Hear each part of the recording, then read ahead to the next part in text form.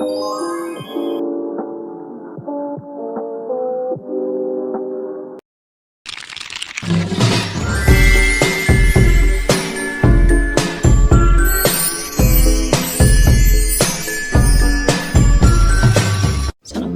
warahmatullahi wabarakatuh.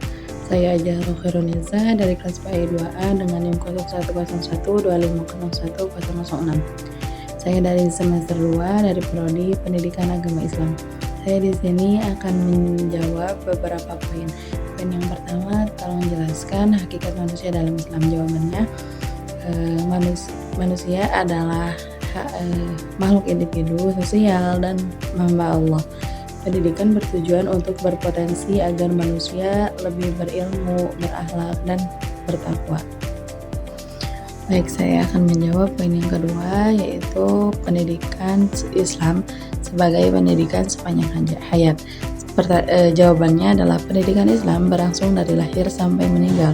Tujuannya agar manusia terus menuntut ilmu dan meningkatkan kualitas dirinya. Baik, saya akan menjawab poin yang ketiga, yaitu apa sih pengertian dan tujuan ilmu pendidikan Islam? Jawabannya, ilmu pendidikan Islam adalah ilmu yang mengantar proses pendidikan berdasarkan Al-Quran dan hadis. Tujuannya untuk membentuk pribadi muslim yang berilmu, beriman, dan berakhlak mulia. Baik, saya akan menjawab poin yang keempat, yaitu visi, misi, dan paradigma pendidikan Islam. Jawabannya, visi adalah tujuan dan misi adalah langkah mencapai tujuan, dan paradigma adalah cara pandang. Ketiganya bertujuan untuk membentuk Islam kamil, yaitu manusia paripurna. Baik, saya akan menjawab poin yang kelima, yaitu apa sih penilaian dasar pendidikan Islam? Yaitu terbagi menjadi beberapa poin. Yang pertama, teologis, filosofis, psikologis, sosiologis, yuridis, kultural, dan ilmiah. Baik, saya akan menjawab poin yang keenam, yaitu apa sih perkembangan pendidikan Islam dan periode yang paling berpengaruh. Terbagi menjadi tiga. Yang pertama, klasik pada masa kejayaan, dan pertengahan pada masa kemunduran, dan modern pada masa pembaruan, karena berpengaruh sesuai dengan kebutuhan pendidik saat ini. Dan poin yang ketujuh, yaitu kompetensi dan karakteristik pendidik dalam Islam.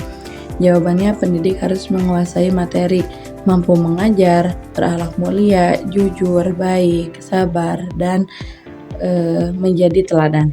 Baik, saya akan menjawab poin yang ke-8, yaitu apa sih hubungan kurikulum dan metode pembelajaran.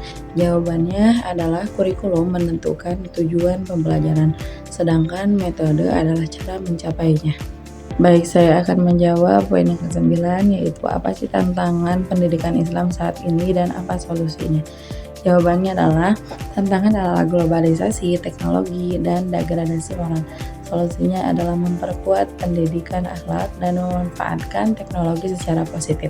Baik, saya akan menjelaskan poin yang ke-10, yaitu apa sih peran pendidikan Islam di era digital. Jawabannya adalah pendidikan Islam membentuk generasi yang beriman, berakhlak, dan bijak, menggunakan teknologi seperti menggunakan media sosial secara bertanggung jawab dan mencari ilmu melalui platform pendidikan digital. Labana al Yaure